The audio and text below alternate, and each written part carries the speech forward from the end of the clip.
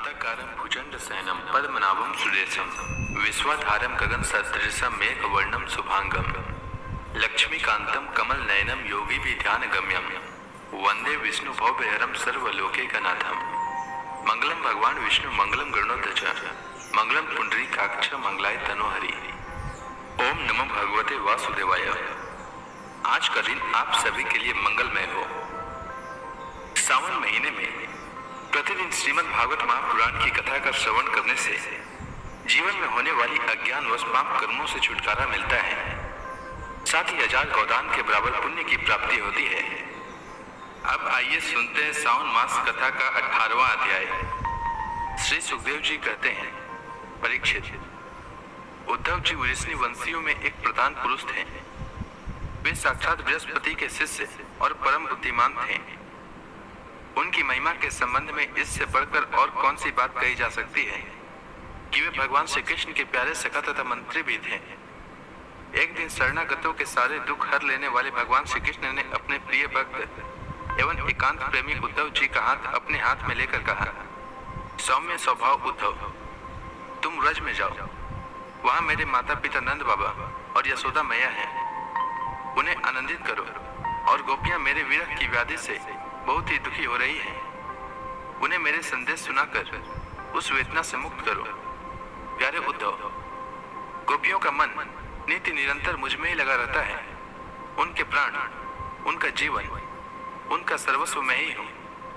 मेरे लिए उन्होंने अपने पति पुत्र आदि सभी सगे संबंधियों को छोड़ दिया है। उन्होंने बुद्धि से भी मुझी को अपना प्यारा, अपना प्रियतम नहीं अपना आत्मा मान रखा है।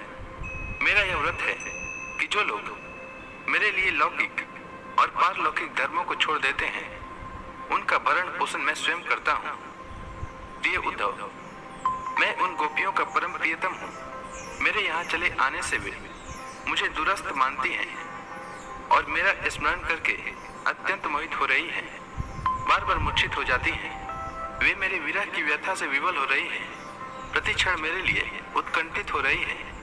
मेरी गोपियाँ, मेरी प्रेयसियाँ इस समय बड़े ही कष्ट और यत्न से अपने प्राणों को किसी प्रकार रख रही हैं। मैंने उनसे कहा था कि मैं आऊँगा, वही उनके जीवन का आधार है। उद्धव, और तो क्या कहूँ, मैं ही उनकी आत्मा हूँ। वे नित्य निरंतर मुझ में ही तन्मय रहती हैं। श्री सुखदेव जी कहते हैं, परीक्षित, जब भगवान श्री कृष्ण ने यह बात कही तब उद्धव जी बड़े आदर से अपने स्वामी का संदेश लेकर रथ पर सवार हुए और नंद गांव के लिए चल पड़े। परम सुंदर उद्धव जी सूर्यास्त के समय नंद बाबा के व्रज में पहुंचे। उस समय जंगल से गौएं लौट रही थी। उनके खुर्रों के आघात से इतनी धूल उड़ रही थी कि उनका रथ ढक गया था। जब भगवान श्री कृष्ण के प्यारे अनुचर उद्धव जी व्रज में आए तब उनसे मिलकर नंद बाबा बहुत ही प्रसन्न हुए। उन्होंने उद्धव जी को गले लगाकर उनका वैसे ही सम्मान किया मानो स्वयं भगवान श्री कृष्ण आ गए हों। समय पर उत्तम अन्न का भोजन कराया और जब वे आराम से पलंग पर बैठ गए, सेवकों ने पांव दबाकर, पंखा झुलाकर उनकी थकावट दूर कर दी। तब नंद बाबा ने उनसे पूछा, परम भाग्यवान उद्धव जी, अब हमारे सखा वसुदेव जी जल से छूट गए। उनके आत्मीय स्वजन तथा पुत्र आदि उनके साथ हैं। इस समय वे सब कुशल से तो है ना? यह बड़े सौभाग्य की बात है कि अपने पापों के फलस्वरूप पापी कंस अपने अनुयायियों के साथ मारा गया, क्योंकि स्वभाव से ही धार्मिक परम साधु यदुवंशियों से वह सदा द्वेष करता था। अच्छा उद्धव जी, श्री कृष्ण कभी हम लोगों की भी याद करते हैं। यह उनकी माँ है, स्वजन संबंधी हैं, सखा हैं, गोप हैं। उन्हीं को अपना स्वामी और सर्वस्व मानने वाला यह व्रज है। उन्हीं की गौएं, वृंदावन और यह गिरिराज है। क्या वे कभी इनका स्मरण करते हैं? आप यह तो बतलाइए कि हमारे गोविंद अपने सुहृद बांधवों को देखने के लिए एक बार भी यहाँ आएंगे क्या? यदि वे यहाँ आ जाते हैं तो हम उनका मधुर हास्य और मनोहर चितवन से युक्त मुख कमल देख तो लेते हैं। उद्धव जी, श्री कृष्ण का हृदय उदार है, उनकी शक्ति अनंत है। उन्होंने दावानल से, आंधी पानी से, वृषासुर और अजगर आदि अनेकों मृत्यु के निमित्तों से, जिन्हें टालने का कोई उपाय न था, एक बार नहीं अनेक बार हमारी रक्षा की है। उद्धव जी, हम श्री कृष्ण के विचित्र चरित्र, उनकी विलासपूर्ण तिरछी चितवन, उन्मुक्त हास्य, मधुर भाषण आदि का स्मरण करते रहते हैं और उसमें इतने तन्मय रहते हैं कि अब हमसे कोई काम काज नहीं हो पाता। जब हम देखते हैं यह वही नदी है जिसमें श्री कृष्ण जल क्रीड़ा करते थे, यह वही गिरिराज है जिसे उन्होंने अपने एक हाथ पर उठा लिया था, ये वही वन के प्रदेश है जहाँ श्री कृष्ण गौएं चराते हुए बांसुरी बजाते थे, और ये वही स्थान है जहाँ वे अपने सखाओं के साथ अनेकों प्रकार के खेल खेलते थे। और साथ ही यह भी देखते हैं कि वहाँ उनके चरण चिन्ह अभी मिटे नहीं हैं। तब उन्हें देखकर हमारा मन श्री कृष्णमय हो जाता है। इसमें संदेह नहीं कि मैं श्री कृष्ण और बलराम को देव शिरोमणि मानता हूँ, और यह भी मानता हूँ कि वे देवताओं का कोई बहुत बड़ा प्रयोजन सिद्ध करने के लिए यहाँ आए हुए हैं। स्वयं भगवान गर्गाचार्य जी ने मुझसे ऐसा ही कहा था।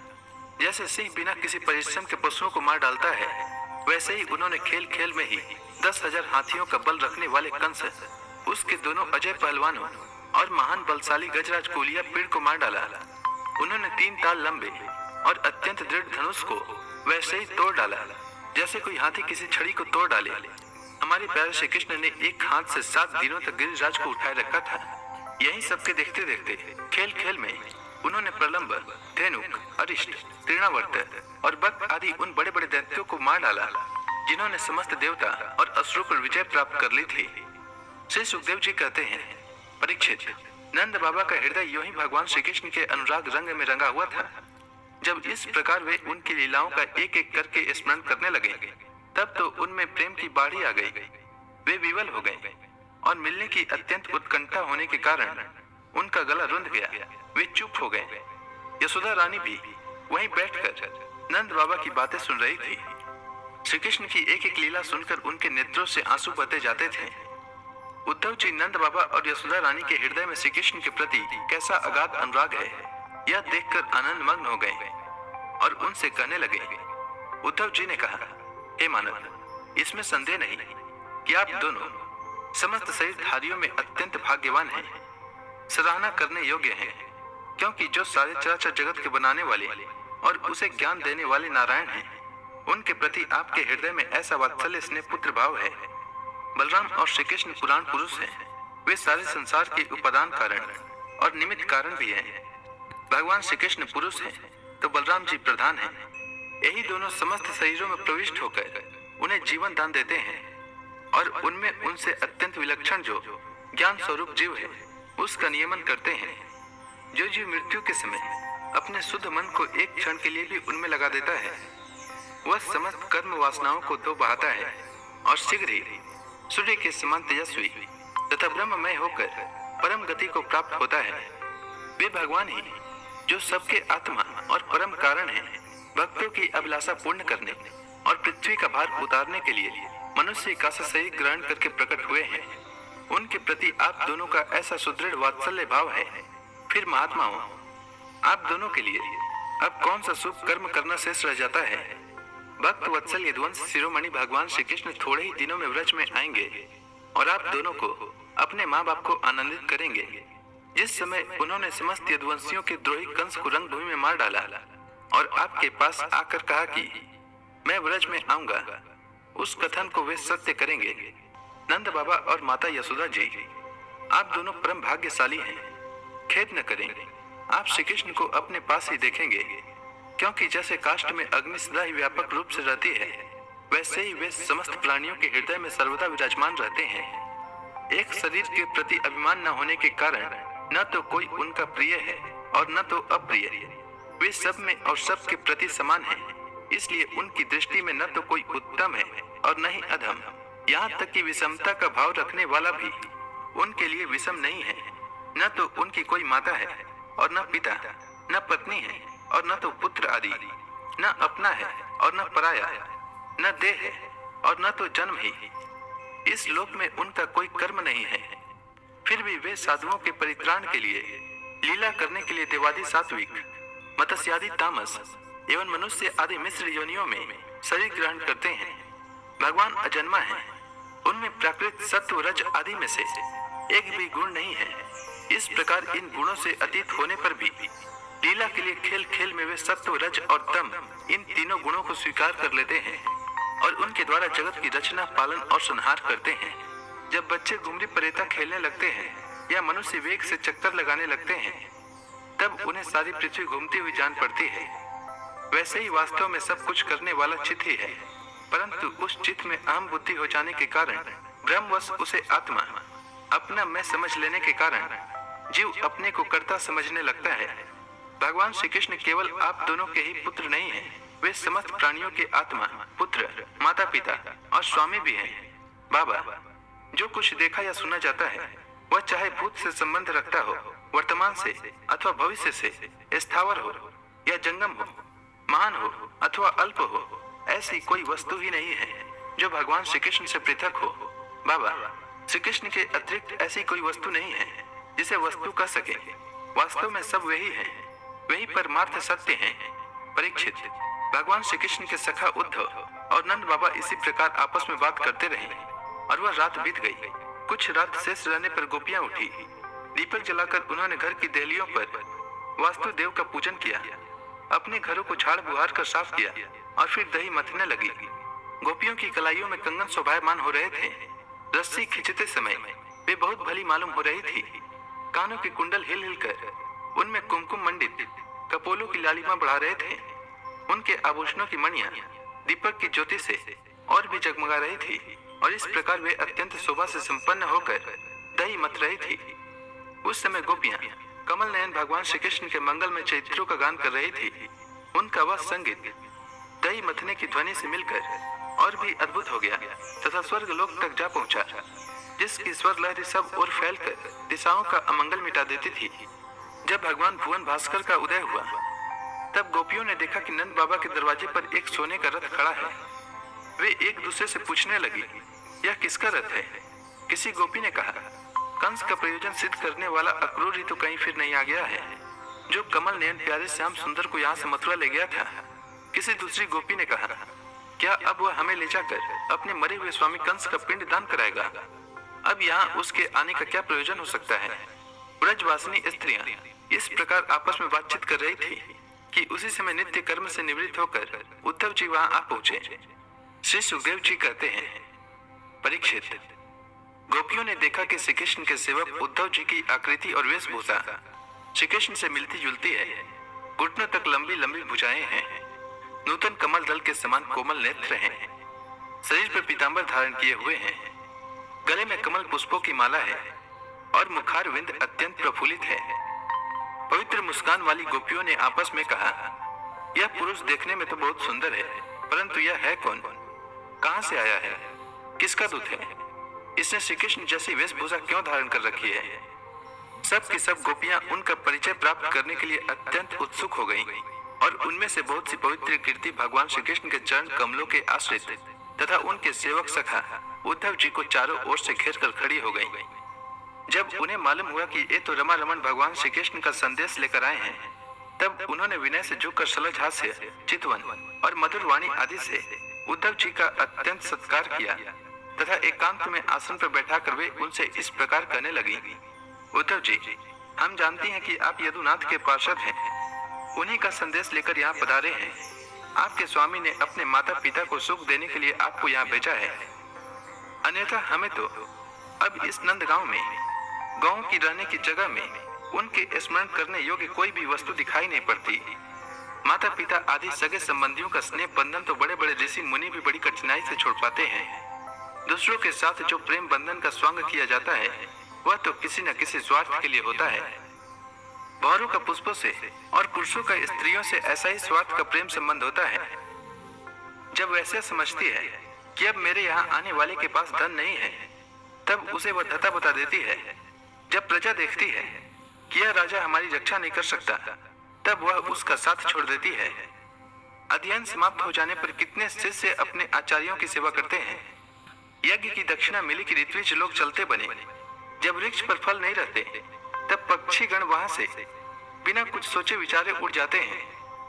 भोजन कर लेने के बाद अतिथि लोग ही गृहस्थ की ओर कब देखते हैं। वन में आग लगे कि पशु भाग खड़े हुए। चाहे स्त्री के हृदय में कितना भी अनुराग हो, जार पुरुष अपना काम बना लेने के बाद उलट कर फिर तो नहीं देखता। परीक्षित, गोपियों के मन, वाणी और शरीर श्री कृष्ण में तल्लीन थे। जब भगवान श्री कृष्ण के दूत बनकर उद्धव जी व्रज में आए, तब वे उनसे इस प्रकार कहते कहते यह भूल ही गई कि कौन सी बात किस तरह किसके सामने कहनी चाहिए। भगवान श्री कृष्ण ने बचपन से लेकर किशोर अवस्था तक जितनी भी लीलाएं की थी, उन सब की याद कर करके गोपियां उनका गान करने लगी।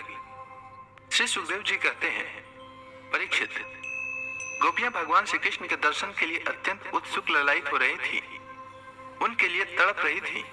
उनकी बातें सुनकर उद्धव जी ने उन्हें उनके प्रियतम का संदेश सुनाकर संतावना देते हुए इस प्रकार कहा। उद्धव जी ने कहा, अहो गोपियों, तुम कृतकृत्य हो, तुम्हारा जीवन सफल है।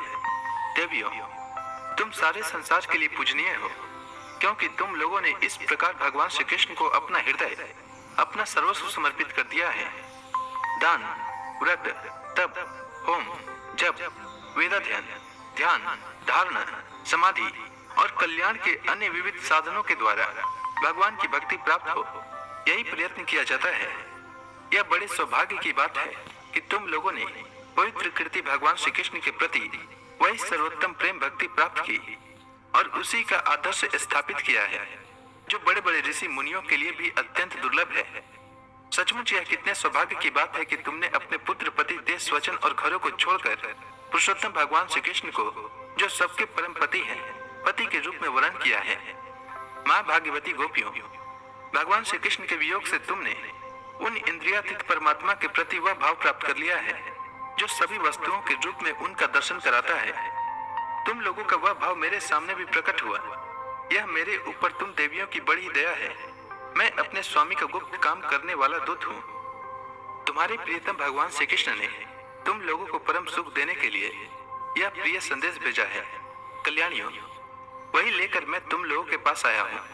अब उसे सुनो। भगवान श्री कृष्ण ने कहा है, मैं सबका उपादान कारण होने से सबका आत्मा हूँ, सब में अनुगत हूँ, इसलिए मुझसे कभी भी तुम्हारा वियोग नहीं हो सकता। जैसे संसार के सभी भौतिक पदार्थों में आकाश, वायु, अग्नि, जल और पृथ्वी, ये पांचों भूत व्याप्त हैं। इन्हीं से सब वस्तुएं बनी हैं और यही उन वस्तुओं के रूप में है। वैसे ही मैं मन, प्राण, पंचभूत, इंद्रिय और उनके विषयों का आश्रय हूँ। वे मुझ में हैं, मैं उनमें हूँ, और सच पूछो तो मैं ही उनके रूप में प्रकट हो रहा हूँ।